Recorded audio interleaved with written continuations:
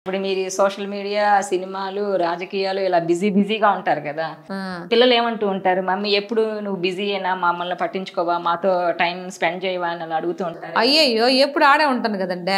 ఎప్పుడు ఇంట్లోనే ఉంటాలా నేనా? ఓకే. అయ్యో! మా పెద్దోడు వస్తే మంచి హ్యాపీగా టీ పెడతాడు నాకు. నేను నిద్రపోతా ఉంటే లేచి మమ్మీ టీ. పిల్లలు మీకు బాగా చేసి పెడతారు. అర్రే నా బిడ్డలు కాళ్ళు నొప్పులు పడతాయంటే ఒకడు వచ్చేసి కాళ్ళు నొక్కుతారు.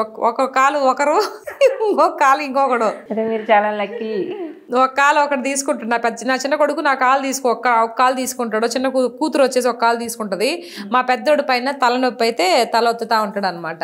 ఇప్పుడు మీరు ఎంత ఫేమస్ అయ్యారు కదా, స్కూల్లో వాళ్ళని ఏమైనా పిల్లలు మీ మమ్మీ పులిసీత అంటారంట. మా పెద్దోడు చెప్తా ఉంటాడు, ఏ మమ్మీ ఇట్లా అంటారు మమ్మీ అని అంటుంటే వీడేం పట్టించుకోడు. అంటే మా మమ్మీ అని చెప్పి ఒక ఇదిగా మాట్లాడడం కానీ అట్టేం లేదు నా బిడ్డకి పెద్దోడికి.